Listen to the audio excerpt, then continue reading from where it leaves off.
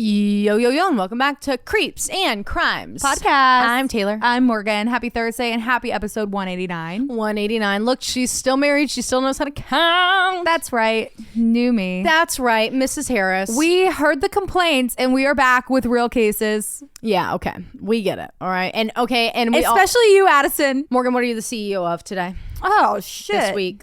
Oh, I would like to be the CEO of Espresso making, but I can't fucking figure it out for the life of me. We're going to get it done. I forgot it. Oh, I'm not worried about it. But what we'll do is we'll go test it on mine, and we're going to just make sure that I'm telling you the right steps because it might be muscle memory. Yeah. I'm just having the hardest time. I mean, I'm making a mess after mess after mess. Dude, I had about 50 pump and dumps. Oh my God. Anyway, mine ended up being okay this morning. Good. Yeah, it looked good. It was still a little watery at the end. But at least you got that like caramely foam. That's the right espresso like layout. I guess, is that what it's supposed to? It's just, to me, I'm expecting it to be dark. No, it's got to come off looking like it's got like a caramel foam on top. Okay. And it's got to come out looking like caramel foam. And that's when it's... Yeah. That's when not there yet, but I'll get there eventually. Muy bien. CEO, gardening. Me. I'll answer it for you. Gardening.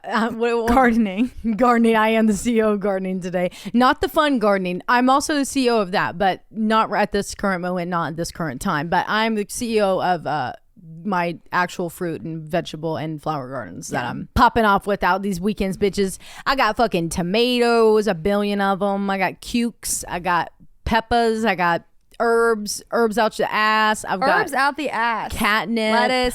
Lettuce, lots of lettuce. Catnip. Yeah, I grew catnip. Sage, I grew sage. I didn't know catnip was a plant. Mm-hmm. I want to get cat grass next. The cats have been really rubbing hard against the catnip, but they're not like obsessed with it because I haven't dried it out. It's kind of like you have to like cook it. Well, I need to come up with a game plan to keep Ollie out of that because he's going to be eating it. He's going to be loving it. For sure. Maybe you could put just like a little thing around it.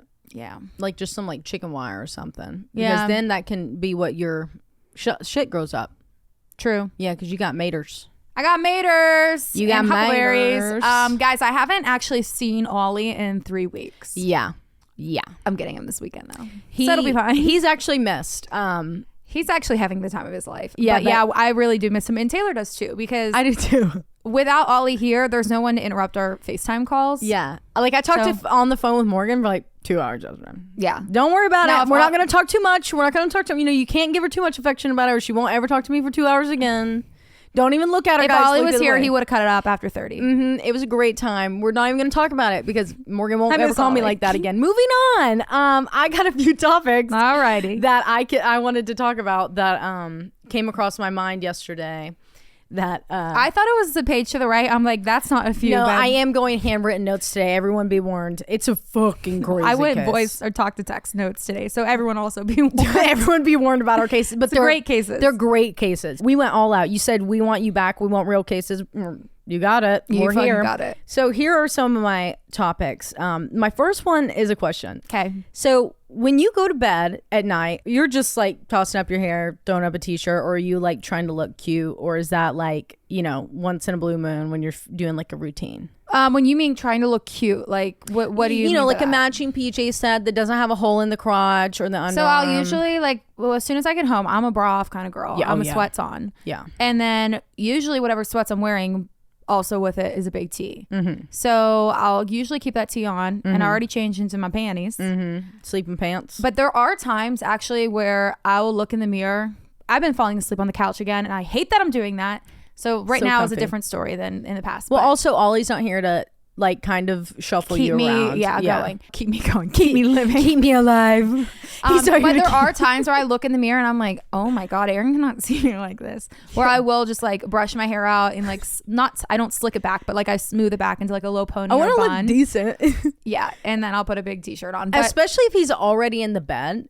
Yeah. And I'm like gonna be second in the bed. I'm like, okay, let me kind of get a little more presentable. Yeah. Like, even though they don't give a fuck, he's honestly not even gonna look up from his phone when I walk in the room. Mm-hmm. But just in case, on the off chance, I just want him to be like, God, my wife is beautiful, gorgeous, even when she's going to bed. Like, I want him to be like thinking like that. Yeah, I do. That runs through my head too. Yeah. But for the most part, I guess I do put on matching pajamas, but I'm really just a t-shirt and underwear. Yeah, if I'm Depends like, on the day. If Depends I'm on the temperature. Yeah. If it's hot, sometimes when it's hot, I'm actually a little bit more likely to wear like one of the matching sets that I have. That's like the spaghetti strap top with like the flowy bottoms from Target. You know what I'm talking about? Yeah. Whatever that nighttime brand is. Oh, 10 out of 10. Yeah. So during the summer, I'm actually pretty much like my summer sets. If I'm hot when I'm going to bed, or not hot, like if I'm, summer, I'm not freezing to death, then it's a matching fit. But I don't have any cute like pants, top memo. But for the most part, I'm sleeping in Adam Sandler and PJ panties. So like you said, on some of the off chance when I just like want to look cute for Logan. This is my biggest pet peeve. Go. Actually, is that whenever I go to bed and I'm in bed first, I will, if I don't make the bed, well, I don't make the bed because I'm not the last one out. Mm-hmm. So if I don't make it after work, I will go in, I'll make the bed. Yeah, me too. And I'll get in. Yep. Why is it that if Aaron is in the bed first, it's still fucked? He just gets in how it is, and I get in. I'm like, there's no fucking blankets over here. They're kicked to the bottom, rolled up. I'm like, can you have some respect for my side? Like, I do it for you every time. That is my biggest. We just actually got into that last night. You want to know? Are you fucking kidding me? You want to know what? Well, I also like turned down the whole room. I turned off the overhead lights. I'm turning on the lamps. I'm setting the mood. I'm picking up the ground. I'm moving stuff off. I'm taking old water glasses into the kitchen. Do that for us. No, because he's not thinking about that. He's not thinking about the ambiance of the sleep because he can sleep anywhere else, I guess. But me, I'm worried about that. Me too. I'm worried about it. The same way. But anyways, last night I was getting ready for bed and I'm sitting there thinking to myself, this is not for Logan. Because I'm like, why am I getting ready before I'm going to bed? Because I'm not worried about impressing him right now. I just got out of the shower. Well, I'm like brushing my hair and I catch myself and I'm like, what's going on with me? I realize I've been having these intrusive thoughts for like 3 days straight. Don't know why. It's only when I'm getting ready for bed. I've got to go unplug not everything in the house, but everything in the kitchen. Make sure nothing's on the stove and unplug everything in the bathroom. I don't know what has happened in the last 3 days, but I have like a bad feeling about it. I don't know. Maybe it's because I watched like Accident Talk and shit. And there was like a girl who had like her fucking vibrator charging and it imploded in the middle of the night. The cat hit the stove top and everything burned off of it and the house burnt down. So like, I don't know if that happened to me and that's what put it in my mind or if I'm just having a bad feeling because I watched those TikToks like fucking 4 months ago. Like, not even joking. It just resurfaced. So last 2 nights when I catch myself like getting ready, I'm like, this is not for Logan. Bitch, it's because I'm afraid I'm going to have to run out in front of the fire department in the middle of the night when I'm in my pajamas. You better quit manifesting. And I got to look cute. I'm not manifesting it. I'm doing everything I can to prevent it from happening, but I'm just giving myself a fallback. Just you getting ready is manifesting. Me getting ready. Like, just in case. Just in case I end up manifesting a fucking house fire. And then the last thing I have is a funny story that happened last night. Okay. So I'm laying in bed and I was originally laying out in the living room from where I like had last talked to you. When I was getting ready to like go to bed, I just washed my face, took my bra off, all that shit. Mila, it was storming really bad. It was thunderstorming. It really, I opened, remember how we were talking and I was like, why is your house so bright and mine is so dark? And then I showed you I was in a dungeon. Yeah. I opened the blinds last night because the lightning was so cool. It was so cool and crazy. Yeah. It kept scaring the fuck out of me in the mirror. I'd be like, someone's taking paparazzi's here taking pictures of me. Not the paparazzi. That's the paparazzi outside my house. So I'm in the living room. The lightning kept freaking me out, but it was like fucking boom, like right there. Well, Mila in the last 2 years has gotten really afraid of thunderstorms. We don't know where it began, what started it. She's never been like that her entire life, just recently. I can't find her and I'm looking around the house while I'm literally washing my face and I find her like in a bottom of a laundry hamper because she's scared.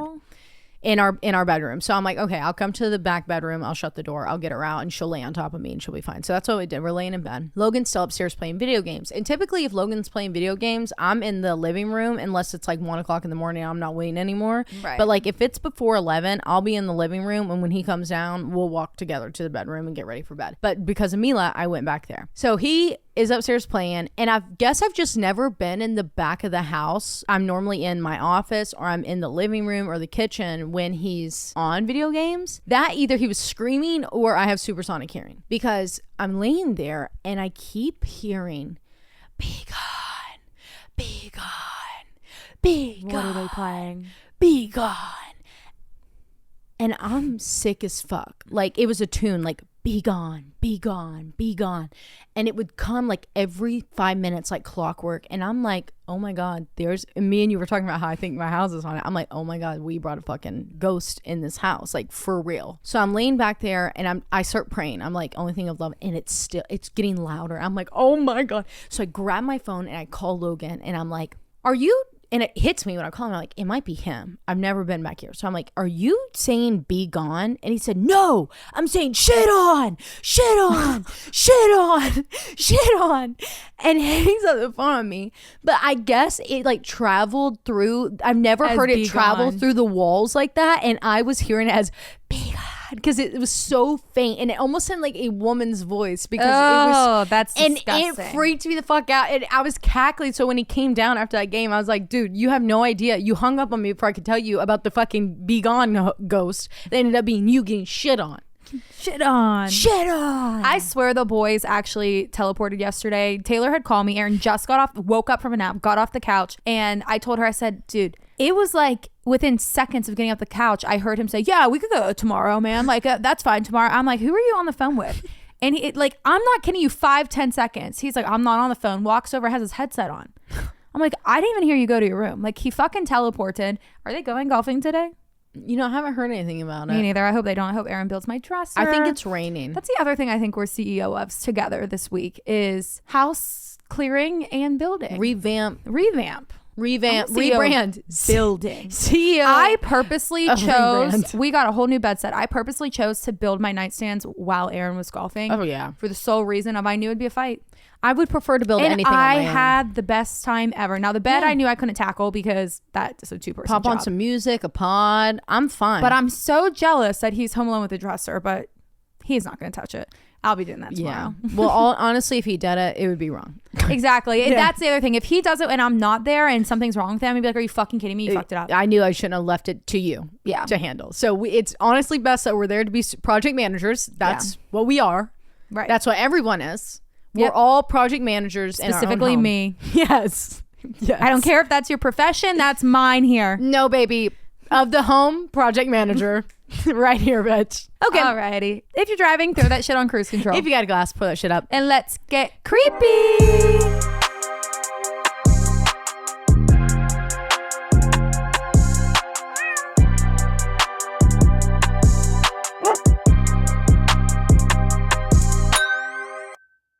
Okay, Morgie Poo, we're ready for these talk to text notes, man. We're really ready. I'm stressed. A lot of run-on paragraphs that I have here. So today I'm going to be talking about the infamously haunted home in Bridgeport, Connecticut. Ooh. And to start, I pulled a couple headlines that hit the papers on November 25th, 1974. Ooh. Headlines like mysterious forces at work in Bridgeport family's home. Lots of people wondering what's with those Lindley Street ghosts. Not the Lindley Street. Another headline. Priest, police, and fire chief watch in amazement as baffling ghost wrecks a home. Another headline. No comment from the cat. Oh. Another headline. Haunted hoax or hoax at Lindley Street. So basically that sounds like a riddle to me. Yeah. We have a priest, police, and fire chief that walk into a bar and they try to talk to a cat, clearly. But with a riddle like that, of course, this house is going to be visited by the Ed and Lorraine Warren. Oh.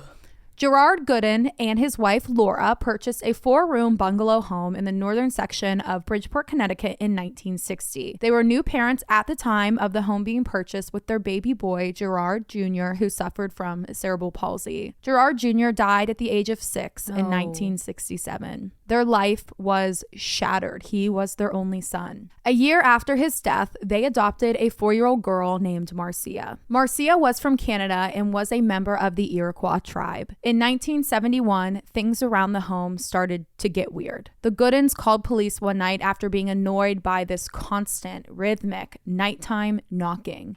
They weren't frightened, they were truly just irritated because they thought this was one of two things. Neighborhood kids playing a prank because their daughter, Marcia, was getting bullied at school for her heritage. Oh. Or 2, there was a proposal to build condominiums next door, and this specific proposal was vocally opposed by Gerard, so he truly thought that it was either the neighborhood kids or some developers fucking around to get people in the area to sell their homes. Trying to run them out, yeah. So the police come alongside the fire department and they inspect everything. There was no pesky kids found, and there was no won't take no for an answer developers around. Right. As a matter of fact, the fire department did a full inspection on the foundation of the home that night, checking gas lines and plumbing, which all were fine. The noises were very clearly coming from inside the home. They checked the piping and the ductwork and suggested that, well, it could be the furnace. Your furnace looks really fucking old. But everything else was checking out to be fine. The Goodins decided that, okay, maybe it is the furnace and we kind of needed a new one anyway. So they replaced it with a brand new furnace and the noises wouldn't stop. Oh. The family still wasn't getting good sleep, and Marcia's school life was becoming brutal. She was getting bullied more often and more severely than your average fifth grader. In October of 1974, she was injured after a boy in her class kicked her in the back. This was the Goodins' breaking point. They removed their daughter Marcia from school. She was forced by doctors to wear a back brace, or ordered by doctors, and she was now homeschooled.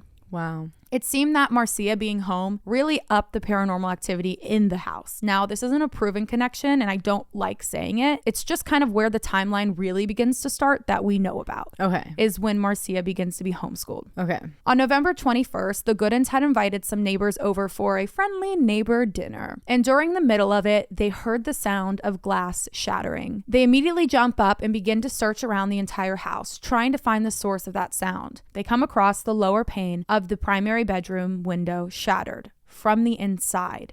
There was no one in the home except for the people that were sitting at the dining room table. The next day, Gerard, Laura, and Marcia were watching TV in the living room when they heard something make a noise in the primary bedroom. When they went to go investigate, they found that the curtains of a closed window, meaning there was no airflow or wind from the outside to do this, had fallen to the floor. And they thought, that's fucking weird, but they put the curtains back up on the curtain rod, and before they could even leave the room, they fell again. This time, they left the curtains down on the ground and they just went back to the living room. Yeah, because shit like this happens to me all the time because I didn't hang something properly or Aaron didn't. So I'm sure Laura's like, Gerard, are you fucking kidding me? I told you to hang the curtains the way I wanted to. You didn't, and now they're falling. They won't stay up. They're definitely not level. That's why they're just sliding off the fucking side. This is on you. This is your fault. Because that's how I would handle that. I'd be like, fuck these curtains. Leave them down. Yeah. I told you only me and Morgan can hang the curtains, okay? It's the only one in here that's not fucking crooked. And curtains are hard to hang. So they go back to the living room and they're watching TV when about 30 minutes later, someone gets up to go to the kitchen. And lying on the kitchen floor are the curtains that had somehow mysteriously moved on their own from the bedroom to the kitchen. What? Now they're feeling a little bit of unease and they start to wonder if someone was in the house with them, especially given the events that took place last night with the dinner, how the window was broken from the inside. Yeah. But before they could even investigate, there started the knocking sound, which was super soft and slow at first, but was building up to this rapid, loud, fast pounding beat. This knocking only lasted a few minutes, and once it stopped, the family went to bed because what else were they going to do? No, really. The next day, they drove to Dover Plains, New York to visit some of their relatives, and this was just a day trip, meaning they were going to be returning back that following evening. What they didn't know is that they would be walking into poltergeist activity in their home that evening. Oh, God. It started in Marcia's room when they found her TV laying on her bed, screen down. And remember, this is in the 70s, so those TVs are those big, heavy motherfuckers. Big box motherfuckers. Yeah. Like antennas on them bitches and everything. Yeah. So for that to just be accidentally thrown over the bed, laid down, that's weird. Like any family after a day trip, they usually kind of congregate in the kitchen to unload, unpack, and discuss. It's just that debrief on your day and plan your next. While in the kitchen, the Goodins reported that dishes began rising out of the sink and flying across the room, all at the same time the knife block that was screwed to the wall freed itself. The kitchen table flipped over, knocking everything all over the floor, and then the refrigerator started to slide, and then it lifted up and began hovering 6 inches off the ground. Shut the fuck up. They had a 23-inch television that was near the sink where Laura was standing. It fell off the counter, smashing her toes. Oh my God. The family is freaking out, but all of that happened in a matter of 3 to 5 minutes, maybe even quicker. Yeah. But it felt like eternity to them until things started to quiet down. And eventually it did. But this didn't last for too long. They spent this quiet time fixing everything, picking up the kitchen table, moving the refrigerator back, moving the TV off Laura's smashed bloody toes, right? Picking up everything that has been flying around the room and putting it back to where it was. Somehow, they were able to have dinner after these events. Reports say that Gerard said it felt like there was somebody in the kitchen with them the entire time during their meal. Yeah. After dinner, Marcia went into the bathroom where she started screaming as towels and everything that belonged on the sink, like toiletries, began flying around her in the bathroom. Oh my God. Despite probably one of the most chaotic nights the Gooden family had ever experienced, they were still able to get to bed around 3 a.m. And unfortunately, this evening was just a preview of what was to come for the family. Oh shit. Not it dying down at 3 a.m. Yeah. Switcheroonie. Switcherooski. The next morning, Gerard woke up to make breakfast. This was on November 24th. When he walked into the kitchen, he found that the table had flipped over again. Even though they didn't hear any noises that night, and even eerier, the refrigerator was moved over in front of the kitchen door that led to the outside, blocking their escape. No. So Gerard is kind of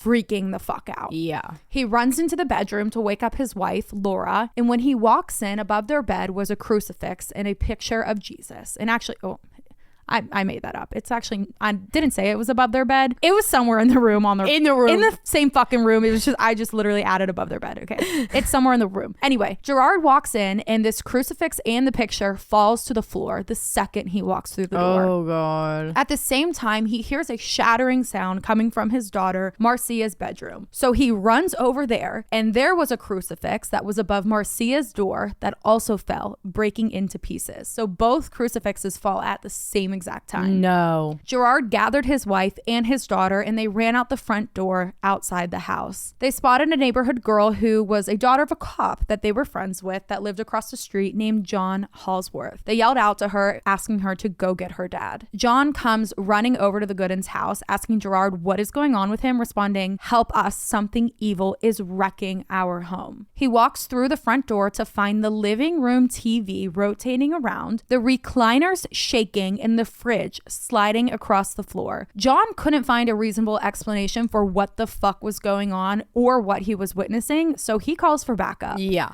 2 officers that were on patrol nearby showed up first, followed by a second patrol car. The 4 policemen walked through the door into the kitchen and watched as the fridge began floating 6 inches off the floor, which is exactly what had happened the night before. Holy shit. Gerard and Laura were freaking out. The police officers watched as Marcia was sitting in the living room watching cartoons, showing no sense of being scared, bothered, or any sort of emotion about the commotion going on inside her house. Well, bitch, this her every day now. Yeah. Leaving them to later believe that maybe she was just used to this poltergeist activity in the home, or worse, brought up the question that led a lot of people to believe that Marcia was behind this. Now, I don't like any of this. I don't like that. Me neither, because I feel like it's very profiling. I think that if she wasn't an indigenous little girl, then never would have been brought up. Never would have been a thing. She was profiled. I think so too, which is why I don't like bringing it up, but it is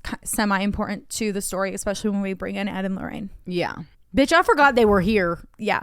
Well, evidence that proved Marcia was not behind this was very clear because there was no documented instances where Marcia was nowhere to be found or in a completely different room at the same time of these specific paranormal events taking place. Like there was certain instances where these cops were there, shit's going on, and Marcia's outside. Yeah, and also, how is she gonna lift up a fucking fridge and a television? That she's 10 years old. I can't even do it. That, and then also okay, what else would you want the child to be doing? Sitting there squalling, screaming, crying, scared to death? She's distracting herself. It's literally a trauma response. Because no matter what's gonna happen here, so say she is standing there squalling, screaming, freaking out, throwing up, pissing her pants in front of everyone, what are you guys gonna do as adults, as appropriate reacting adults, parents? Right. You're gonna lift her up and you're gonna say, let's remove her from the situation, let's get her the fuck out of this house. She doesn't need to see what's going on here. She's a little kid. Right. And in the meantime, where do they have her? They have her on the couch watching cartoons. And I'm sure they're like, honey, sit here and watch these cartoons as the TV fucking rotates in circles. Yeah, nothing's going on here. Just watch your cartoons. Yeah, just don't mind us. It's just a funny day. So anyway, I hate that Marcia, and you'll see throughout the rest of the story, is that Marcia is really pinned on this entire hoax. Even their papers will say it, but yeah.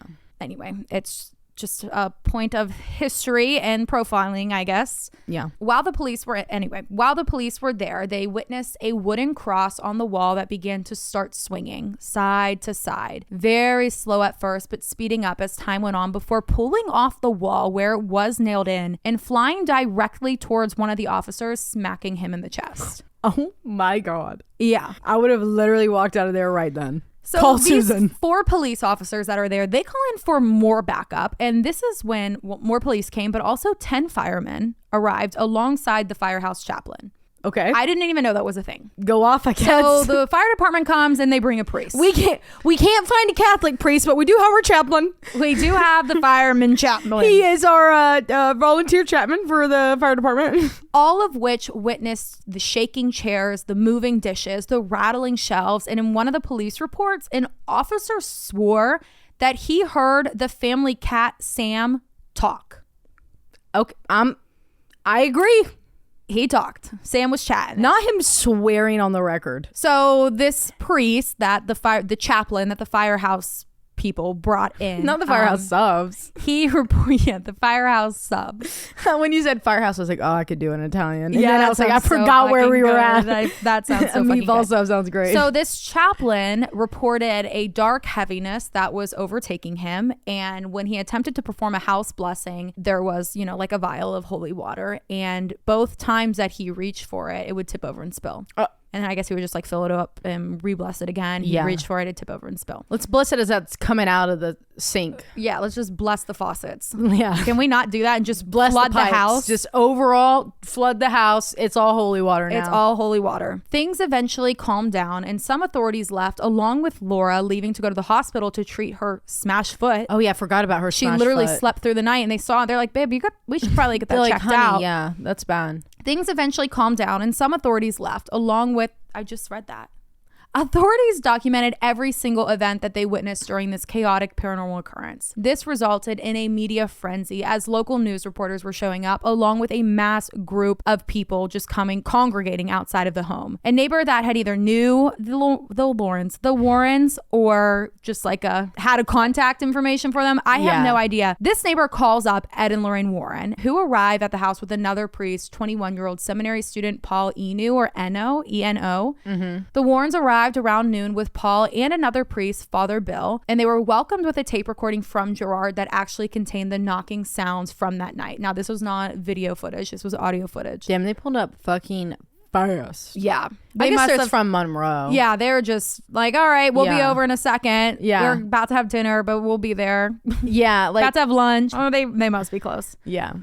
By the times the Warrens arrive, Laura was also hobbling back through the front door with a cane, grabbed Paul's arm, this seminary student, and said, have you ever seen anything like this? Okay. According to their book. Got it. Her diagnosis was 2 damaged toes, shattered, and 1 that was broken. Oh, wow. She hobbled over with her cane to their favorite brown recliner in the living room. When the Warrens walk through the door, Marcia arrives out of the corner of one of the halls, and the first thing she says is, quote, "It's so fun to have so many people in the house."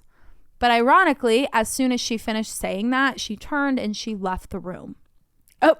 Ed Warren allegedly took Paul to the side and he told him to follow Marcia and stay with her at all times. And he went on to explain this. And this is a quote from Paul or Ed. And I don't know who said it. I'll put the sources at the bottom. It's common in hoax cases for the child to be the perpetrator and is also frequently a contributor in legitimate paranormal cases. Children are great imitators and they quickly learn that once the chaos quiets down, people leave. One way to get them to stay is to help things along. People leave, and one way to get them to stay is by revving it back up. Okay. And he fully believed that she was their portal for this poltergeist, that Marcia was. I mean, we know, we've already discussed, but let's open up, let's open up and give that the possibility, because just as much as that couldn't be the possibility, it could be the possibility, even though the end, but I'm talking to them mainly. So what I'm thinking is that the only other option is that it really didn't have much to do with Marcia as a person and individual, but maybe her moving into the house, maybe she... After the death of Gerard Jr. Right, and so the energy is already there. Followed and then, by the traumatic events of the bullying. And we also have no idea what her life was like, leading up to being adopted. Right. And there could have been like something there, and not that, or okay, maybe not. Maybe when Marcia's at school, she's going through a really hard time with these bullies. She's coming home at night. She's really like upset. There's a lot of energy and something attached from the house, from the land, just because they saw a child who was vulnerable. And this is true. We do see this in a lot of cases with poltergeist activity, is that the kids are usually their vessel, the tunnel. Yeah, exactly. Like they're the way that, even though the kids aren't necessarily doing it themselves, it's just they're. But the public is looking at this like she's causing it. She's literally moving the fridge with strings. Yeah, bitch. Because it was Marcia. Just admit it that you faked the whole thing. Like, okay, then go cut the strings, bitch. Go find where the pulley systems are. Yeah. Go talk to Jeff the mongoose in the fucking wall and ask him. Go ask the fucking cop who was talking to my cat Sam if I was the voice behind the cat Sam. Let me know then. Let me fucking know. Anyway, after Ed said this to Paul kind of understood what he was saying to him, and so he went to be with Marcia, but he couldn't find her. So he's searching around and he finds her in the basement where she was holding the cat Sam and talking with 2 police officers. And I say talking, but that's a lie. These police officers were interrogating Marcia in the basement without her fucking parents around. Are you kidding trying to get her to admit that you're behind all of this? Just admit it so we can all go home. This has been a long day. Just fucking admit it. Yeah. What? So when Paul walks down there, he introduces himself and he's like, everyone needs to be back upstairs. We're not going to be in the basement down here. Marcia, why don't you come with me? My name is Paul. I'm an officer for the Lord. I am an officer for the Lord. Mm-hmm. The Warrens sent me. Yep. You know the Warrens? Now you do. Come with me. Up. So everyone eventually goes back upstairs. But how fucked up is that? No, that would have maybe burned them down. Burn them down in the basement. Yeah. So Marcia kind of rescinds back into her room, and Paul said that when he walked in, he found her just like sitting down on her bed facing the wall, like head down, super like scared. Yeah, she's being fucking interrogated by 2 grown men. These two officers moved and sat in the hallway, and this was when they started to hear a rattling noise coming from the primary bedroom. So they went that way to see what was going on, and when they got to the doorway, they saw what was that same large crucifix that Gerard saw when he went to wake up Laura that morning, slowly like floating and then resting down on the floor against the bed, which would be Gerard and Laura's bed. Yeah. When they turned around, they said that Marcia was standing there. I don't believe them. I bet her and Paul were walking by so she could go tell her parents what the fuck you just did to her. They said that she was there to see what was going on, but it was just like suspicious that she was there. Oh, so suspicious. And at this time, there was nobody else in the bedroom, just the 2 officers and Marcia out in the hallway. And the ghost, clearly. One of these officers turned to Ed Warren, who actually was also nearby in the hallway, but like down further on the other end, and said, would you please talk to Walsh? And apparently the Warrens really knew this area because they were like picking up on, I gotta figure out where Bridgeport is compared to. Yeah, look that up for me. Because Walsh was the police superintendent and they wanted him to call their superintendent and tell them what was going on in this house. And Ed knew immediately who Walsh was. He was like, yeah, give me the fucking phone. I'll talk to this motherfucker. Give me the phone. I'll talk to him. Phone. So Ed calls the police station and he calls Walsh and tells him that the incidents that are happening at this house were caused by poltergeist activity. And that's when the police superintendent kind of was like, come on, guys, how far? Monroe is a fucking suburb of Bridgeport. So we were right with the 20 minutes probably. So the Warrens were neighbors. They were literally down the street. They got in the car and they drove down the street. They're like, all right. Yeah. They're like, he's like, call Walsh, Ed. I was like, oh my God, I don't want to call Walsh. I always got to talk to Walsh. It's a poltergeist, Walsh. Hey, Walsh, guess what? Got another one for you. Got another one. Dude. That's hilarious. I know that everyone from Connecticut was sitting there being like, these fuckers screaming. Nicole recommended this case to me, and the second she hears this, she's gonna die. Oh yeah, we're done for. Yes, there were melon heads there as well. She's gonna beat my ass. Yeah. So anyway, the police superintendent Walsh is like, come on, like, just get that fucking shit cleared up, Ed, and get the hell out of there. Like, get my men out of there. I have work I got to be doing, streets to be paroling and patrolling, and we don't have time for this. Right. This has been going on now for probably 15 or 16 hours. So everyone was back in the kitchen, which was near the living room, and the police were still talking to Marcia, who was now sitting in the middle recliner. And they're still pretty much questioning her, like, did you do this, Marcia? Like, they truly believe that this is her doing. According to the reports from the police, it seemed that Marcia was really like enjoying this and enjoying the people in her house. Yeah, she's homeschooled. Yeah. She's agree. like, welcome back to my school. And that everybody. she was really excited to tell the story of what has been going on in the home. Yeah. And she was also very like tuned into what other police officers in the distance were saying to her parents, to Ed and Lorraine. Like, so she was talking to the police officers, but her focus was elsewhere. Yeah. She has ADHD. Yeah. And at one point, the room just kind of fell silent. Marcia is still sitting on the recliner, by the way. And this recliner that Marcia was sitting in, according to reports from the Warrens and the police, started to lift up towards the ceiling and completely flipped 360 degrees, smashed against an end table, and dropped Marcia to the floor. Marcia was screaming the entire time. She hit her head as she landed, and she began screaming out for her mom. This state of chaos and mayhem was just not stopping at the Gooden home. The banging had returned. It was heard at least once an hour. The kitchen table would keep falling over. The chairs kept falling back away from the table. Anytime someone picked it up, it'd fall back, landing on their backs. There was vibrations, shaking of the floor. Things were shattering like light bulbs, windows, or anything that was glass. And in the kitchen, the Warrens, Ed Warren reportedly found the knives on the floor rotating and spinning around. When it was quiet, it wasn't for long. Lorraine was constantly nauseous, especially in Marcia's room, and actually got a burn on her left arm that formed a blister, or left hand that formed a blister. The Warrens reported that the house smelled of sulfur, specifically, again, coming from Marcia's room, though no one could explain it. And Ed was convinced and was telling the parents and the police that this was a poltergeist activity caused through Marcia. The Warrens felt that an exorcism was necessary. No, they did. So they headed home to arrange it, and they returned around 9 p.m. later that evening. They drove down the road to their house, Got their shit, turned back around, back. and walked. Got on their bikes and ran back. Literally. During this report, they said that the air in the home, the report said that the air in the home became super heavy, and by force sort of revealed itself, showing a large, like, cohesive, what's the word I'm looking for?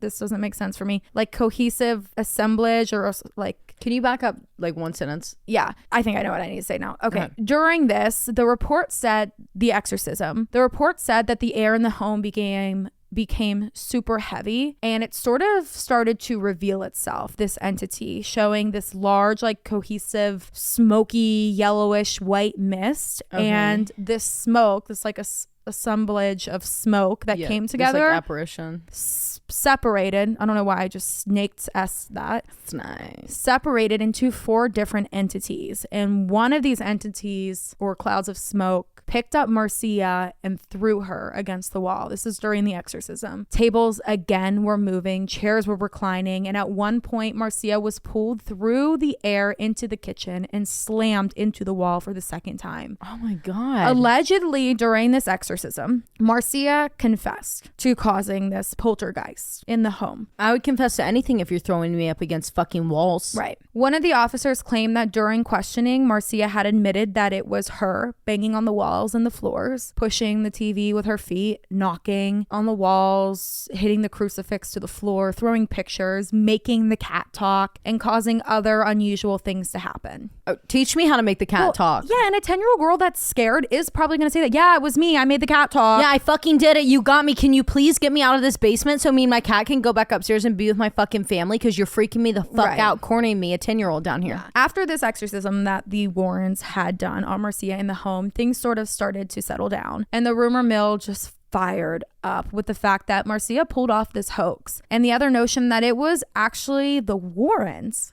that played a huge part trying to build up their reputation, paying the Gooden family to play along. And because of this, the Goodens were kind of disgusted at the fact that the Warrens may have exaggerated this incident to the public to boost their own career path. So they told Ed and Lorraine that they will never return to this house. Yeah. Because like events, like, yeah, it got quiet, but like little things were still happening. That was just like the worst thing ever. Yeah. What the police superintendent Walsh said to the media was this, quotes, "The incident has been officially classified as a hoax and the case has been closed. end quote. He also told them that Marcia was referred for psychiatric help and that everything that occurred in that house had some sort of rational explanation, and that everybody, meaning his own police staff and the fire department and the priest and the Warrens and the family members, anybody who witnessed these events were, quote, just victims of the power of suggestion. What are you talking about? But the Goodins stood by what they knew, and that was that this was not a hoax. Nope. How could their 10-year-old daughter, who just a month earlier having so badly injured at school, wearing a back brace, be able to move heavy furniture like fridges and TVs and objects that were nowhere near her? Yep. And they knew that this was only dubbed a hoax by the police chief to stop hysteria and to get rid of the crowds that were constantly surrounding their home. Yeah. But closing this case actually failed to get rid of any crowds because more and more people were gathering around 966 Lindley Street, hoping to catch just the slightest glimpse of something from another realm. The family was faced with a lot of outside disturbances, like two men who tried to set fire on the backside of their house that were eventually charged with arson. They said they did that because they were trying to rid the house of evil. Okay, what? Police would continue to patrol outside the home until December, and at this point the crowds had kind of dwindled down, but the disturbances towards the family never stopped. Their car tires were slashed, their home was constantly egged, their windows were broken. They had to get away, and they wanted to get away. So in January of 1975, they put the house up for sale for $21,000, but it never sold. Oh. Gerard and Laura would remain on Lindley Street, and they kept quiet on the events that took place in the mid-70s for the rest of their lives. They were still living there in 1987 when those condos that Gerard was fighting in 72 ended up being built. Laura died at 68 years old in 1993 from a car crash, and Gerard died of natural causes 4 years later. He was 78 years old. Their daughter, Marcia, was not mentioned in either of their obituaries. Whoa. To this day, the Lindley Street home is dubbed one of the most police documented poltergeist activities in history, as well as one of the most haunted homes in the state of Connecticut, which is saying something. And alongside that, believed to be one giant hoax orchestrated by their daughter, Marcia. And that is what the public still believes. I don't believe that. And that is the case of the Lindley Street House. Great case. I don't believe that at all. No, me neither. No. And I think that she wasn't named in the obituary because Marcia grew up and was like, fuck you guys. You put my name everywhere. Now I have this fucking digital scale, like this fucking digital mapping of me that goes back to me being a liar when I wasn't fucking lying. So I'm sure she changed her name legally, and they protected her by not putting her name in there. Yeah, I think so too. I hope that's it. I hope there's not. I hate that they had to live out that house. Like, I understand. Yeah. You know, times are tough for sure. Yeah. And like if your house isn't going to sell, like you have to have boatloads of money to buy another one then. Yeah, you're just going to have to. No one really had two houses back then. No, you can't. Unless you were fucking filthy rich. Yeah, unless you're like wealthy and you need assets so you could get some shit on the books. No one would buy it. No. So they lived out their lives. But that's so crazy because why the fuck are all these people burning it down, wanting to go look, wanting to sit outside if you don't want to buy it? And just like what we know from the Warrens, I too kind of think that they orchestrated this entire... I do too. How they were there so quick. I think it's odd that someone just happened to call them, think of their name. I know that's local, but you know, I'm sure that they had postcards, but that's not really how they operated back then. They weren't like, it was just word of mouth. Right. But I also I guess I've only ever seen this from the movies. I haven't done a lot of research. If you want to know about the Warrens, you guys need to check out Stevie's fucking podcast, Truth or Demons. The trailer from last week. But just from the movies, and this is literally not saying anything, but like I feel like they show the Warrens as it takes a lot for them to take on a case. Like they really think about something, and for them to just be like phoned up and there in 20 minutes is kind of suspicious. Yeah, I think. And like, what are the chances that they just so happen to be about to be having lunch with the priest? Oh my God, you gotta come with the us, police chief, so you can tell him that it's okay. I got a handle. You can go ahead and pull your men back. Yeah, but anyway, I don't think it was Marcia. I think it's weird that Connecticut has so many instances like this. Right where the Warrens were. It's just really convenient. Yeah, I mean, of course we can say that these are really old houses and there's a lot of history and haunting in Connecticut. Yeah, sure. But how weird is it that it just so happens to be just in the neck of the woods of some of the most well-known paranormal investigators, psychic mediums of all time? Right. So the book on this house is called The World's Most Haunted House, The True Story of the Bridgeport Poltergeist on Lindley Street. I wonder if they've done any. I'm sure Zach Baggins has done something. Yeah. They've all been there. 100%. I wonder if they like actually pick up real shit, or if it's. See, that's a deal. You can't like. You never fucking know. You never fucking know. They're not going to do an entire episode. If on something anything's a like, hoax, we didn't hear anything. If anything's a hoax, It's that. It's shows like that. It's shows like that because you have to have something. Yeah. You can't just go to a house and be like, we experienced nothing. Have a good day. Bye-bye. Yeah, like what's that going to do for the episode? You're going to have a clown music box. You're going to have like a wax doll, a burned neck, like a cross flinging around. You're going to have some pizzazz. Yeah. It's just, yeah. Yeah.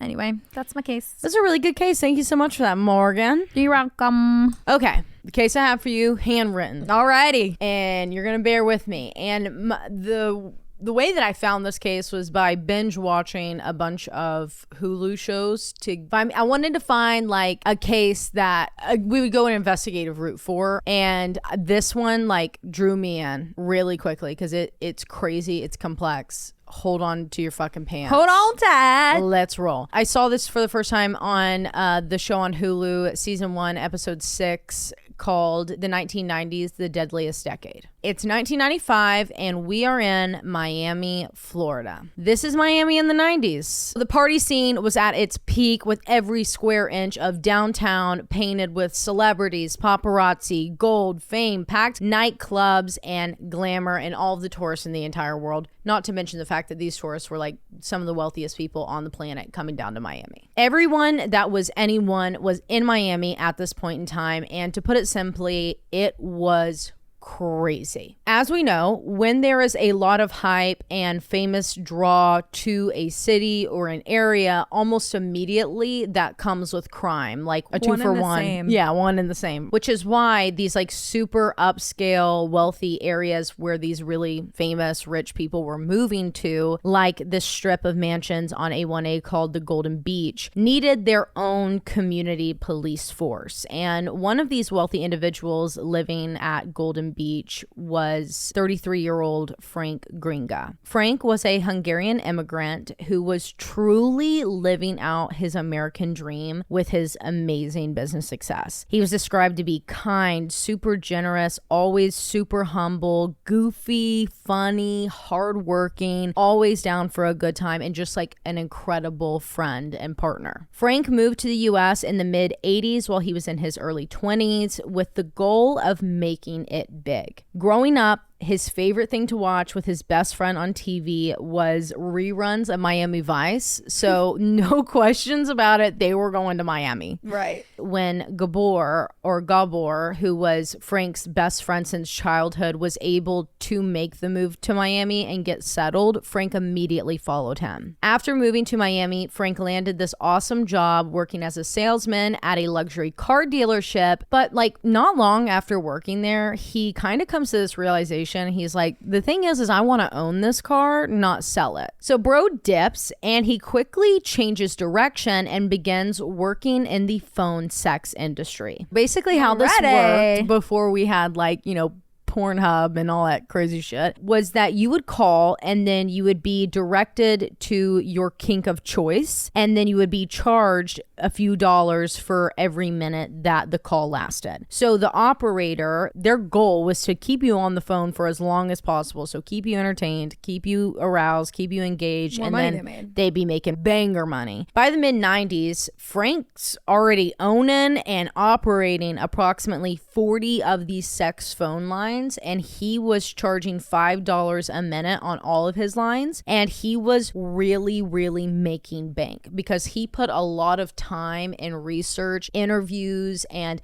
money into marketing. And he would go and like find women and be like, you know, if you want to work from home, you can, you know, do whatever. You just got to do these phone. We'll pay $5, you know, split at the end, and you know, whatever. So he really spent a lot of time making sure that he was finding women that fit this career and that could do this and like wanted it and wanted to make more money doing it. So then he would go and he would scout people and their friends, and he would put them in these commercials, and it was really like interesting operation. Now, granted, that's me kind of giving the nice side of it. I'm sure that there was not good, very much organized crime things going on behind the scenes with at least some of these lines. I'm assuming like probably not a really good situation for the women working the lines. But as for what I was able to find and what was reported about Frank's, he put a lot of time and money and thought into this. So I'd like to think that it was not a horrible thing. Either way, he's making great fucking money. He's got 40 lines, over 100 callers an hour. They're going on for hours, and he's getting paid $5 per minute. Specifically, his most successful line was actually called Hot Duck, and he named it that because the DEF 2 or 3 or whatever it is on the keypad, you type in hot duck, but it's really you're typing in hot fuck, but you just can't put that in an advertisement. So the hot duck line. Yeah, I'm trying to think of the keypad right now. 1 is ABC. Yeah, DEF. Yeah, so then 2, not 3. 2, number 2 is DEF. Yeah, hot fuck. Pretty clever. And that specifically, Hot Duck, was the business the line that made him a millionaire. It was the top phone sex line in the area. So professionally, Frank was reaching and achieving every single one of the goals that he had set for himself by the mid 90s. But in his love life, he really wasn't having the same success, which became very apparent to him when his best friend Gabor got married to the love of his life, Judy. And Judy, Frank, and Gabor like became this little family. Like they were each other's family here in Miami, with their other, their biological families being in Hungary. And then I think Judy was from up north, so like she was down there by herself without any family. They became this like little trio. So Judy's like goal was like, we got to find me a best friend, you a wife. Right. Period. Unfortunately, though, there just wasn't much time that Frank could spend looking for love due to his company's rapid growth. Like he had to constantly be searching for new employees, new talent, new ways to spice it up, new commercials, new advertisements. And then he's also doing investments in other businesses because now he's a millionaire. So he's got to be moving around shit. He was a really good businessman. Frank would go to strip clubs in North Miami, and that is where he found like his best top working girls on his line and the women that he used in all of his advertising campaigns. And the specific one that he always went to was called Solid Gold in North Miami. Well, one day while he's there searching for professional lust, he happens upon the love of his life when he meets 21-year-old Krisztina Furton, who was also Hungarian, and she was drop dead gorgeous, beautiful, incredibly intelligent, hardworking, and had this like amazing personality. And she was like, okay, they say 2 different jobs whenever I've looked it up. So some places say that she was like the bar manager, and then others say that she was the entire operations manager for the strip club. I'm not sure which one it was, and I could be wrong. There's not a lot of reporting on exactly like her backstory, but really, really interesting. Like he goes there all the time and he meets her for the first time this one time, and it was like love at first sight. Krisztina was described to be smart, kind, sweet, beautiful, and just like someone that had this quote magnetic personality, and that was said by Judy, Gabor's wife. For Frank and Krisztina, it was truly love at first sight, and according to everyone in their lives, they were just the perfect match for each other. Krisztina could think fast and move quickly and wanted to have this entrepreneurial side of her, and was so enthralled with like Frank's businesses and helping him close deals and going and getting deals for herself. So it was no surprise that these two quickly became inseparable and were living together by 1995 and just truly enjoying the fruits of Frank's labor, but also now Krisztina and Frank's labor, because she was helping him a lot. She gave him lots of connections. Driving Lamborghinis, they live in a mansion in Golden Coast. They are taking trips to the Bahamas regularly, where Frank owned this gorgeous condo, and he also kept his luxury boat that was called the Foreplay. The Foreplay. Iconic. They were just enjoying all of the above, not only with each other, but Frank's beloved purebred Akita pup that was named Chopin. It looks like Chompin to me, being a Southern belle. Or Chopin. Like Chopin. Yeah. Chopin. And he's a major role in this case. Akita. I have to look. I know what kind of dog Akita that looks is. like a super fluffy German Shepherd. Yeah. And they're so fucking expensive. So they did all of this with their Akita pup. And by this point, Frank's net worth was at approximately $10 million back in 1995. And I didn't do the math to see what that would mean today. But with that, he's also always itching to find new business ventures, new investments, and just continue growing his wealth while also trying to take the time that he needs to rest, unplug, reset, and not to mention, like, yeah, that's what the Bahamas house is for, but we all know what it's also for. Fucking Wolf on Wall Street level parties to get business done, like classic wine and dine of the 90s. So though he's going there to go have this rest and reset vacation, for the most part, he was also stringing business deals down there. So in May of 1995, Frank and Krisztina, they were really, really looking forward to a trip that they had planned to go to the Bahamas condo over Memorial Day weekend. But this was going to be a bit of a 2-for-1 for Frank, as it typically would, because he just slightly mentioned to Krisztina, we might be doing some business while we're down there. Okay, so you're going to be working. Great. This one was about us. Yeah, but it's just that classic entrepreneurial luxury wine and dine throwdown that we see in cases like this, but also in crazy stories, like, you know, we've heard them all. But like Krisztina was also kind of excited because she's in this now. She's making the business deal. You want to talk about addicted to something like that? Imagine being able to move that much money around. Be something. That'd be something, Lord.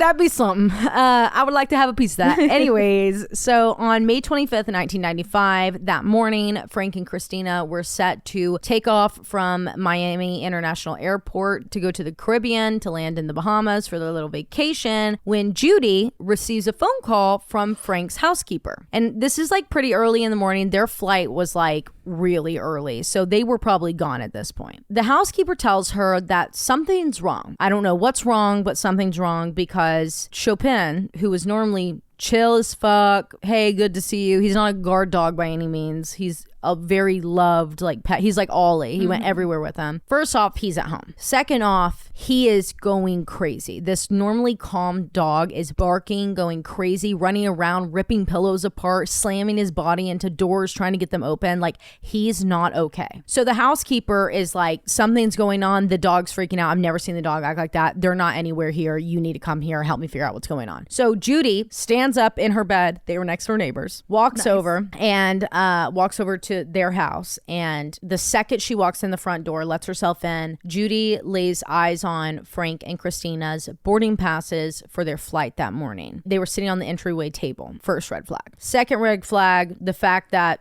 Chopin was there and not with them. He was set to go with them, and if he wasn't with them, he was being boarded at like his favorite little dog sitter's house, or he was at Judy's house. Right. That dog was their baby. He did not get left behind ever. Point blank, period. So she's like, I'm not wasting another fucking second. Their boarding passes are here. You have to remember, this 1995. You didn't have it on your phone. You had to take your fucking tickets with you. You had to pull up with your tickets. Something's wrong. I'm not wasting any more time. I'm calling 911. I've seen what I needed to see.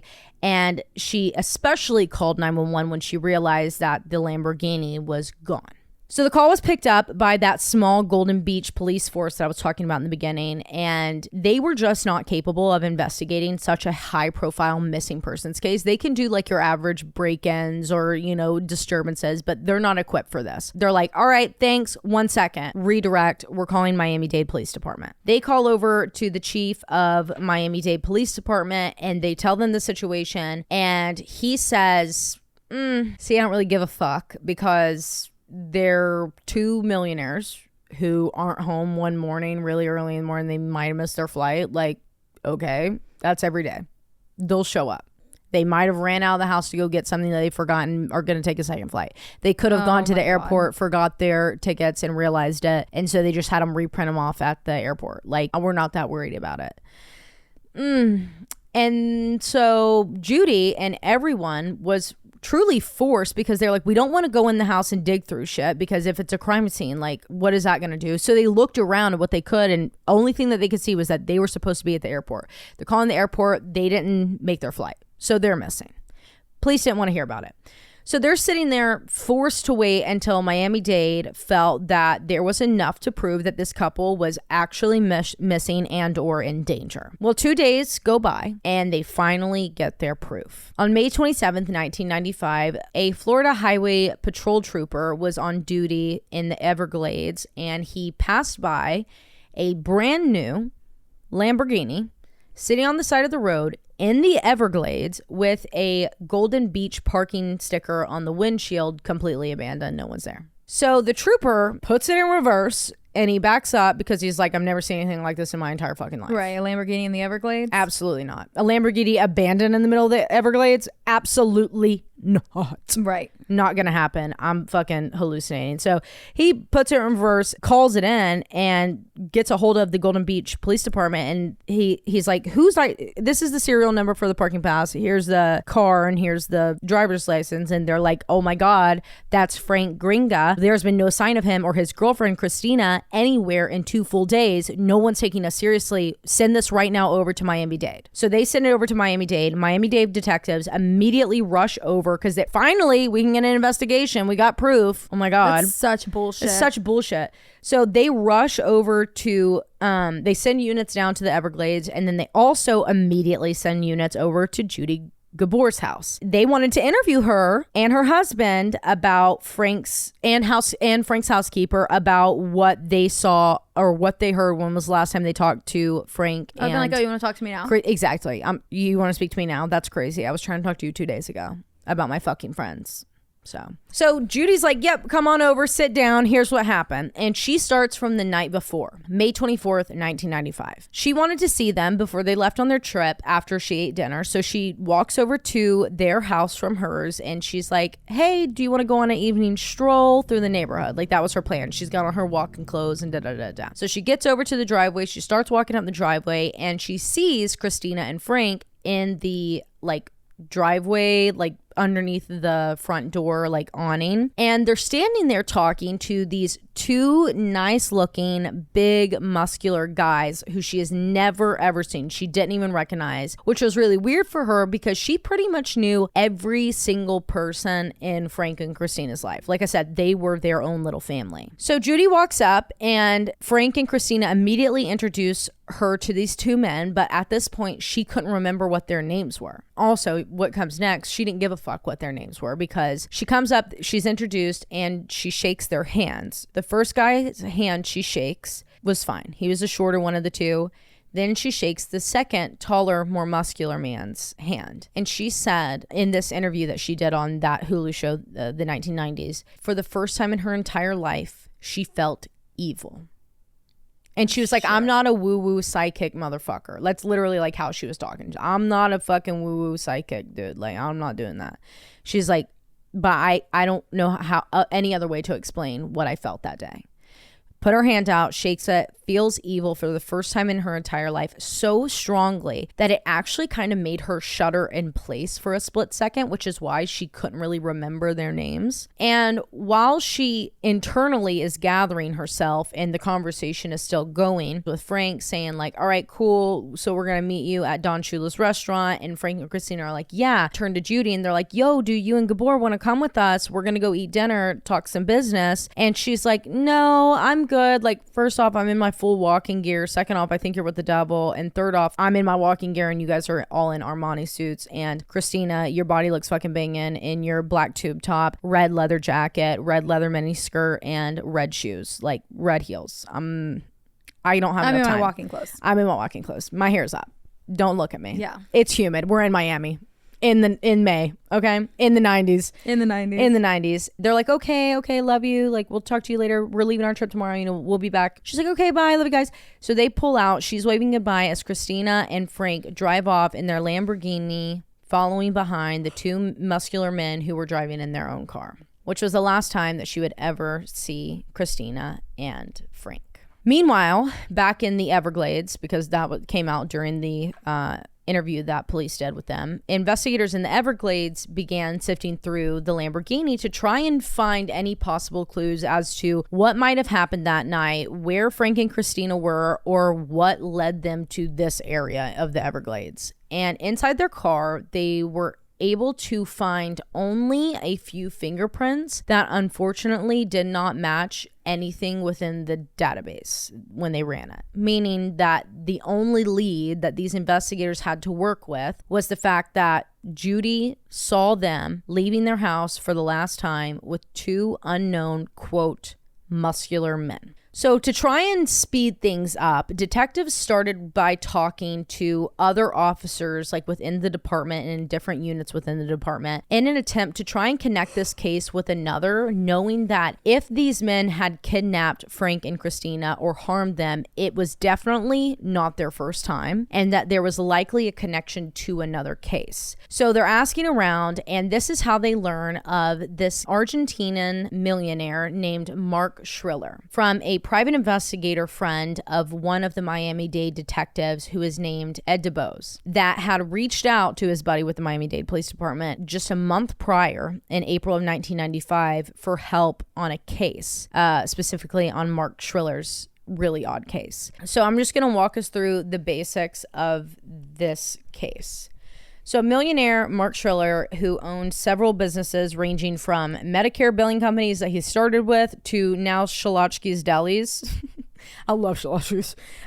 He had this like pretty everyday standard routine. So just like any other day on Tuesday, November 15th, 1994. So just a few months, but technically like a year before Frank and Krisztina went missing, Mark was wrapping up his work at the deli and walking out to his car, which was a 1994 Toyota 4Runner at around 4 p.m. As like I said, he did every day. When three unidentified men approached him that he described to be big and muscular men, and in an instant, before Mark could even react to these men, they grab him from behind, put a gun to his head, and throw him into the back of a van that was parked right beside his car in broad daylight. Holy might shit. I add. The People men are fucking ballsy, man. Ballsy as fuck. The men blindfold and bound Mark, threatening to kill him as they drive him to what he describes as a mini or small warehouse. And Mark recalled it as it was like approximately a 15-minute drive from his deli to this warehouse. And for 30 days, 30 days,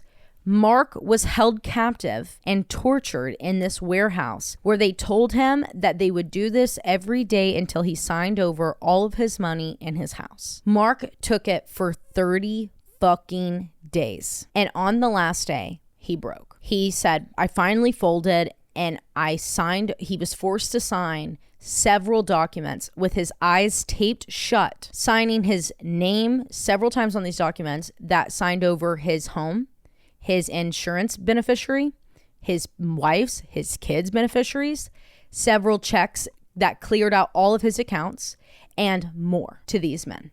What the fuck? Yeah. They then told Mark that he needed to call his wife right then and there and tell her to leave the house immediately and go stay with her mother with the kids. Then said, I had to go on a really quick business trip and I have renovators coming to start on the house tomorrow. You need to get out right now. He had already been gone for 30 days, but maybe I'm misunderstanding. Maybe they made him do this on the forefront, like call your wife and tell her to get the fuck out of the house, and the house had been vacant for a month, or it happened on the last day and was like, you need to get the fuck out of the house and you need to go, when he signed all that over because they were going over there. So he signs all of this and he's like, they're gonna fucking kill me. I know it now. At least my wife and my kids are safe. They're broke, but they're safe. After he signed over everything, Mark was force-fed sleeping pills along with an entire handle of whiskey and then another handle of tequila. And then he was put into a car that had been doused in gasoline. Once they got him in the car and I don't know if they locked him in or if he was passed out at this point, but they open up a propane tank and they put the propane tank in the back seat, light matches, walk away, car goes up in flames. Somehow, Mark comes to from the pain, from the heat. He just comes to, opens the door, is able to throw his body out of this car and start rolling on the ground. He gets the fire that's on him and on his clothes put out. He's rolling around, getting settled, trying to get his mask off, everything that's on him. But what he doesn't realize is that watching in a car across the lot are the two muscular men in their van. So when they see him do this and they see him still moving, on the ground rolling around, they go full steam ahead at him in the car and they run him over. They do a U-turn and they run him over again. Oh my God. The car is burning right beside him and it's spreading because it's falling apart and it's about to explode. So they're like, he's dead for sure. We got to get the fuck out. So they dip. But Mark wasn't dead. He had survived. He woke up days later in a hospital, learning that he had had 6 hours of emergency surgery to save his life. And the doctors are like, don't panic. It's okay. You were just in a really awful car accident. We don't know what happened. And Mark says to them, no, get the police. I wasn't in a car accident. I was held captive for 30 fucking days. My name's Mark Schilling. I was held captive. I was forced to sign over all of my money, all of my assets, my house. I had to tell my wife and my kids to leave because there's people going to my house right now. I was not in a car accident. I was fucking abducted and I've been beaten and I've been fucking tortured. And they said, you're just confused. What the fuck? You have amnesia. That was a dream. You were in a bad car accident. So Mark's realizing that this is such a crazy fucking story that no one is going to believe him. So what he does, instead of calling police, knowing that they're probably going to say the same exact thing because they're going to come here and they're going to talk to the doctors, he reaches out to a private investigator for Miami. He's like one of the best top-notch ones in the area. He reaches out to this guy and his name is private investigator Ed DuBois, the guy I was telling you about from the beginning. And Ed tells Mark that he needs to leave the hospital immediately. He needs to get the fuck out of Miami right now and he will help him. But if those men figure out that he's alive, he's dead. You've got to go. The PI, Ed, helps Mark to get in contact with his sister who lived on Staten Island, and she gets a private air taxi, a private jet, to come pick him up in Miami with like medical personnel on it. They fly him up to Staten Island super secretly, like don't put his name on the flight list. Like PI knows some motherfuckers, I guess, and they get his ass up to Staten Island. They put him in the hospital there and under a pseudonym. Is that the right pseudonym? Yeah. Okay. Fake name. Right. So when police hear this from the private investigator's friend that works as a detective in the Miami-Dade Police Department, they're like, hold up, is that fucking real? And he's like, 100%. This guy, the private investigator, Ed, he's my best friend for like 30 fucking years. This bro don't play around. If he's telling me it's fucking real, it's fucking real. They're like, get Ed DuBois on the phone right now. Because what they're thinking is, okay, this fits the mold. This fits 2 muscular men, 3 muscular men in that case, but 2 muscular men that did all of the deeds. And then you've got millionaires that are being taken with their cars and they're being abducted broad daylight in front of God and everybody. And now we know that Mark survived, that he was killed after 30 days. We need to find Frank and Krisztina right now because for sure these cases have got to be connected. There's too many coincidences. Right, I agree. I'm with them. Find them. Therefore, investigators needed all of the information that they could get from private investigator Ed and Mark right then and there. Mark explained that he had an idea of who he thinks it was that attacked him and targeted him, or at least who organized it. And that was his former business associate named Jorge Delgado. Years prior, Delgado approached Mark about wanting a job to work for him and then to also learn from him because he was inspired by Mark's story. And Mark agreed. So he brought in Delgado as somewhat of his, like a personal assistant that helped him oversee all of his several businesses.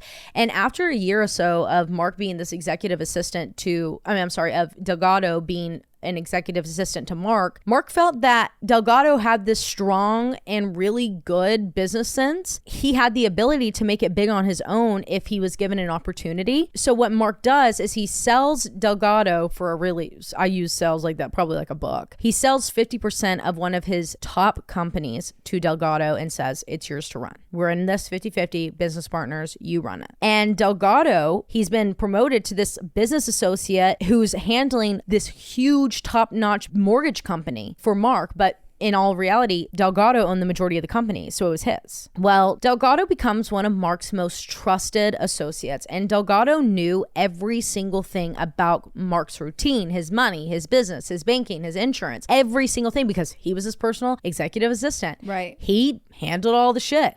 for Mark. And he was one of the very, very, very few people in Mark's life that knew the inner workings of his life. And it just so happened to be the exact same things that these muscular men fucking kidnappers had him sign over. Off. Yeah. Because how would they get that documentation? Right. How would they know that shit? Right. Delgado. But why would Delgado do this to Mark? Like, what happened? He literally gave you an entire fucking company for $1, and you're becoming a millionaire, and he's your business partner. He's helping you out. Why the fuck would you do this to Mark? Like, he literally gave you Gets a everything taste once more. Right. Their relationship had began to strain a little bit when Delgado, who was always this like thin, lanky, scrawny guy, decided that he wanted to look how he was feeling with his business success. So he wanted to feel and look big and powerful. He begins weightlifting really regularly to bulk up at this bodybuilding gym that is like the top one in Miami, known as Sun Gym. He hires a personal trainer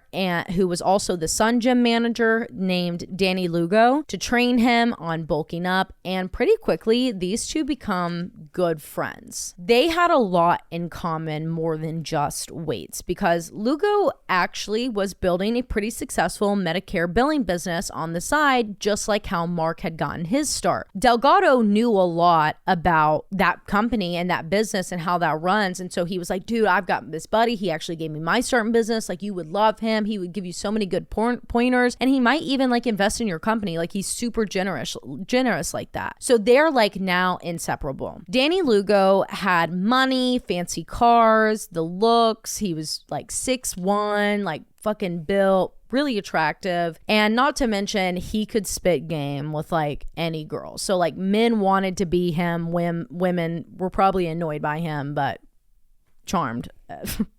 Yeah, how it goes. So he was kind of like this celebrity at Sun Gym, and anyone that like went to Sun Gym, which was anyone that was anyone, went to Sun Gym, they knew of him, and also his business partner / best friend / fellow gym trainer, Adrian Durbal. Delgado, Lugo, and Durbal became this little trio of buddies that would spend, I'm not shitting you, every fucking hour of the day in that gym, only leaving to go eat and to go have a meeting. Jeez. So how are you working? Right. What are you doing? They were at that gym all day, every day, just lifting weights and shooting the shit. By the time January 1994 rolls around, Mark sees a very dramatic change in Delgado, his old buddy, his now business associate, one of his best friends. Not only in his like large body changes, he very quickly went from being scrawny to bulk muscular, but also in his personality. He used to be this calm, kind, well-mannered man to being loud, buzzing all the, like just truly like buzzing around every room, can't sit down. He sits on this fucking high horse and he gets aggressive. He's on roids. Yeah. Immediately. Yeah. 100%.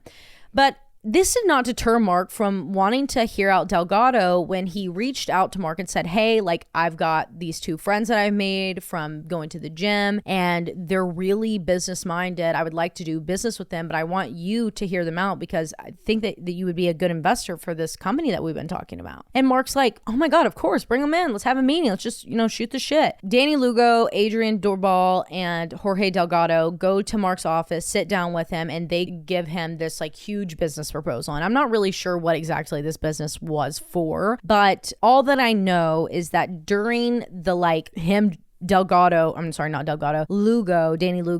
laying out like the basics of the business and how it would operate behind the scenes and foundationally, bro was literally talking about like the most illegal activities ever. And Mark was like, no, I don't run like that. We don't do it like that. Like, we're going to do it right. Like, we can, and he's like, no, man, no need to do that bullshit. Like, I got guys, and immediately Mark's like, red flag. So he's like, oh, I'll think about it. Nice meeting you guys. Talk to you soon. Delgado, come back later today. Talk to me in my office.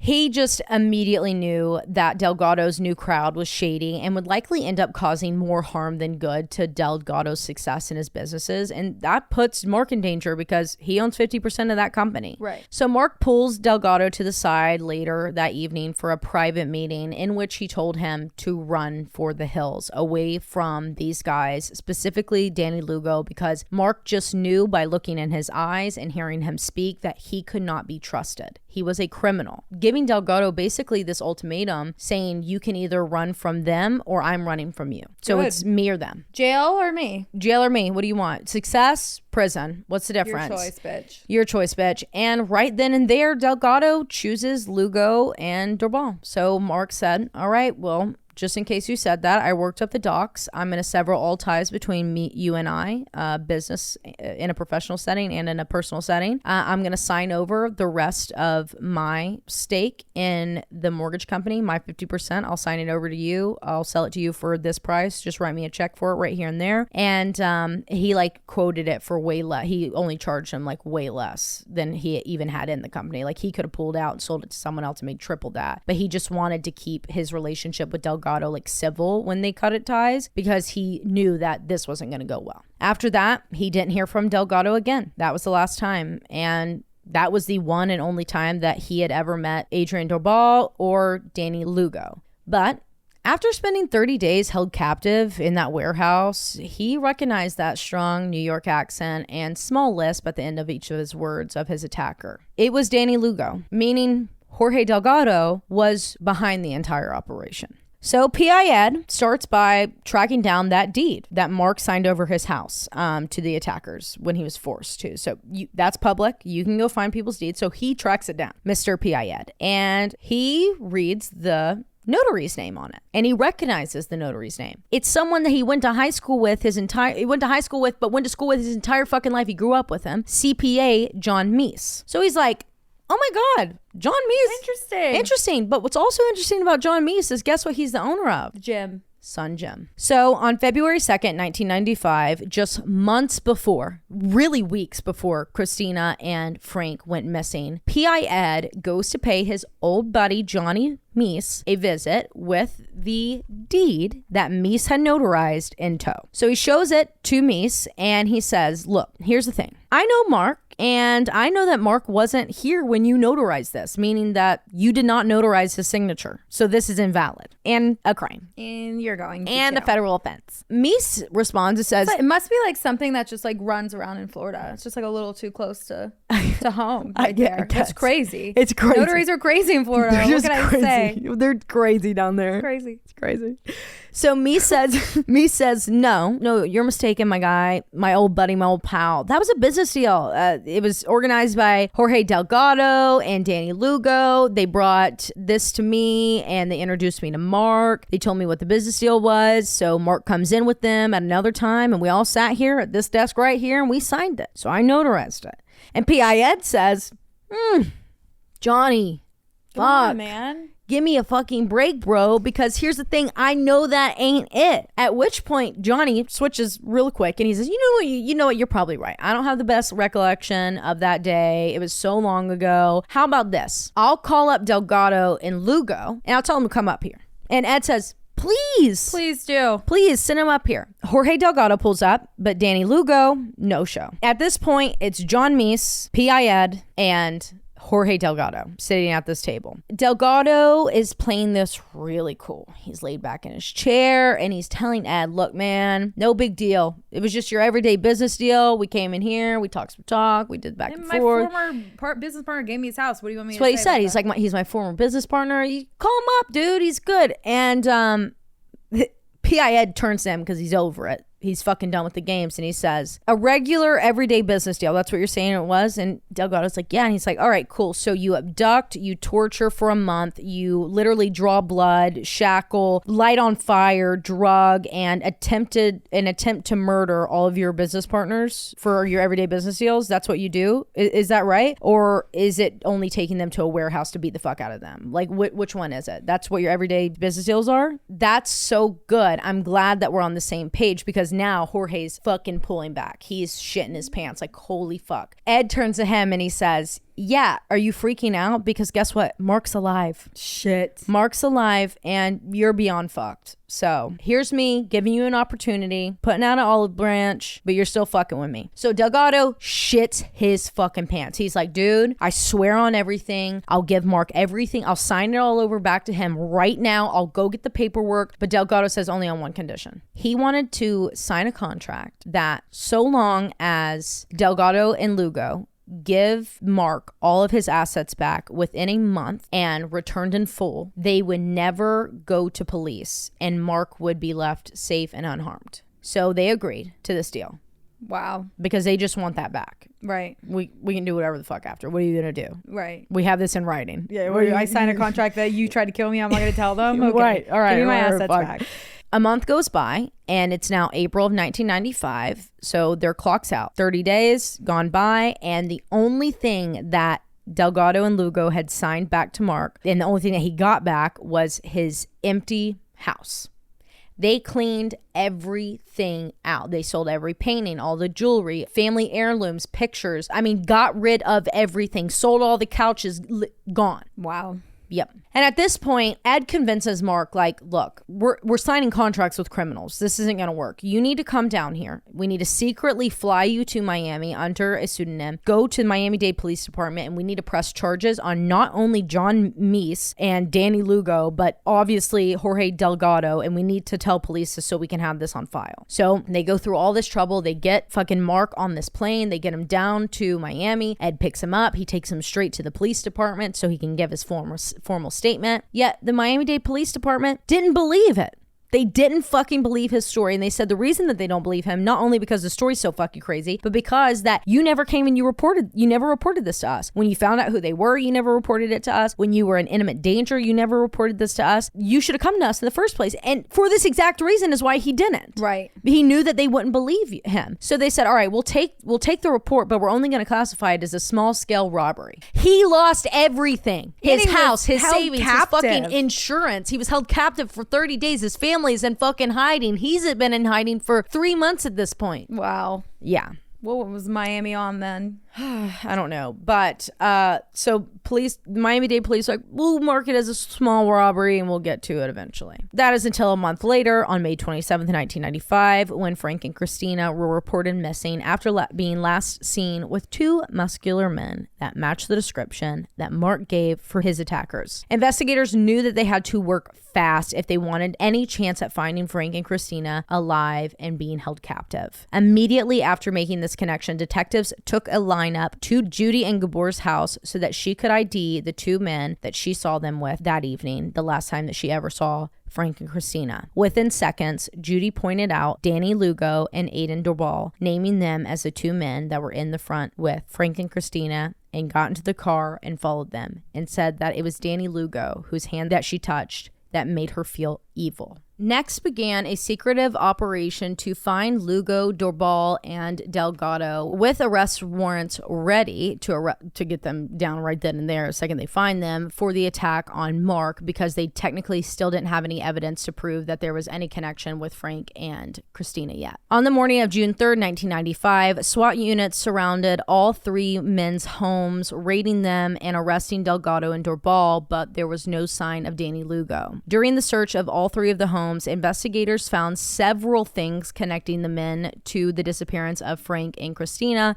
such as Frank's business cards and Kristina's red skirt, shoes, and jacket, all of which were found in Lugo's apartment. So now investigators only needed to find their top guy, Danny Lugo, but with him nowhere to be found and the other two refusing to talk to police, they tracked down Lugo's girlfriend, Sabina, who was hesitant to talk at first with the police because Lugo had told her that he was a CIA operative and no one, not even the police, could know where he was, is, or what he does.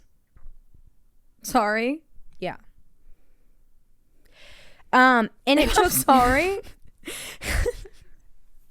And it took 20 hours of interrogation and convincing by police that Lugo was lying to her for her to finally break and confess that bro was just hiding out at a hotel in the Bahamas and she had the address. Their hotel. Not his condo, but it was nearby it. So after contacting the authorities in the Bahamas, police were able to arrest Danny Lugo in the Bahamas on June 8th and fly him back to Miami within hours of his arrest. On June 9th, 1995, in an attempt to get himself a lesser sentence, Danny Lugo directs police to an irrigation ditch where they discovered two 55-gallon barrels with human remains inside. Oh my God. one male and one female. What Lugo did not tell police, though, was that they were basically, and when I say basically, I don't mean basically, they were 100% unidentifiable, as these remains were dismembered using chainsaws, removing the victims' heads and hands. Holy shit.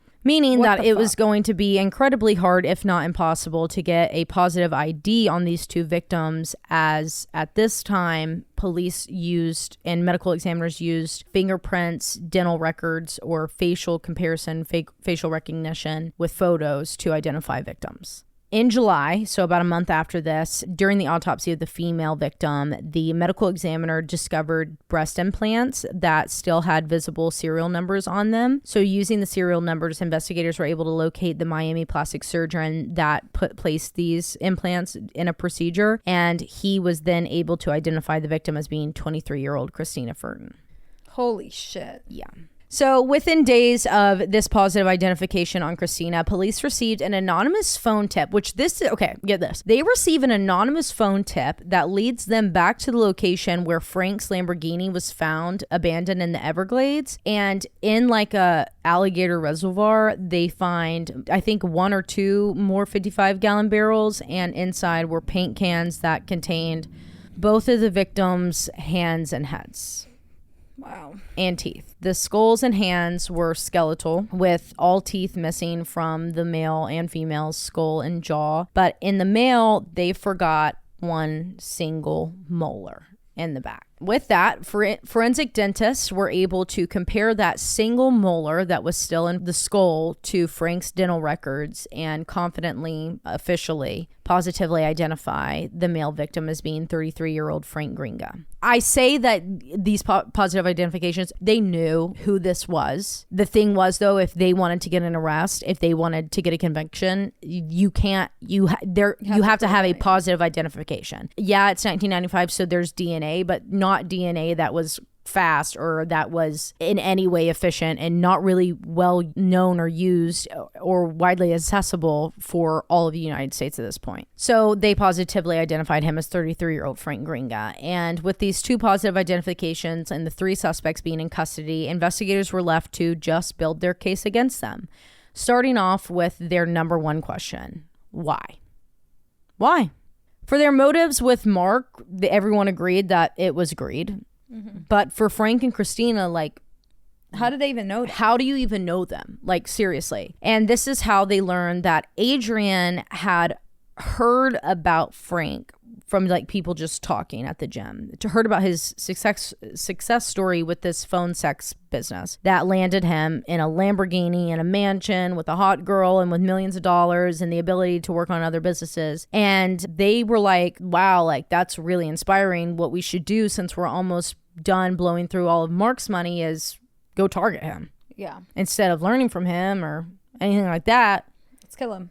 Take all his work. Let's go get all of his money. So they organize kind of quote unquote meeting by running into Frank at a mutual acquaintance's party from Sun Gym, where like the second they meet him, they are like, dude, look, we've heard about all of your business success. We know that you've got family in Europe, and we want to talk to you about an amazing opportunity to work on an international business where we're going to be doing, I can't remember what it was, but it had something to do with like banking and shit like that. And so they were like, it's an international business venture. We think that this would be like right up your wheelhouse. Like, we've heard lots about you. It's so nice to meet you. And Frank's like, fuck yeah, let's talk. I've been looking to do some business. I'm actually going to the Bahamas. I'm about to go do some business down there. Like, I'm looking for investments. Like, let's talk. What do you want to do? Danny and Adrian were like, cool. How about we go to dinner on the night of May 24th, 1994 to discuss this opportunity? So that's when Judy walked up and saw them all leaving Frank's house, right?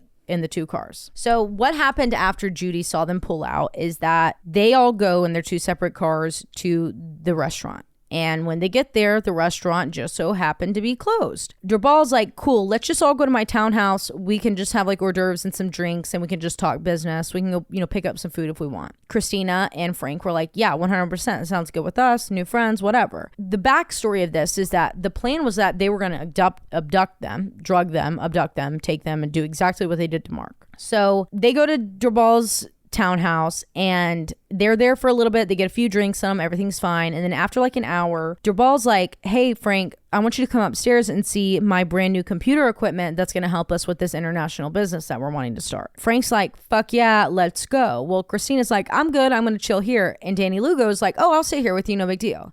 And so those two are chatting. Frank and Durball go upstairs. Well, the second they get upstairs, Durball hits Frank over the back of the head and begins choking him from behind and chokehold. But Frank was a big guy. He was a strong guy, and he turned around and beat the fuck out of Durball. But somehow he loses his footing, at which point Durball begins beating him to death with literally anything he can grab and kills Frank.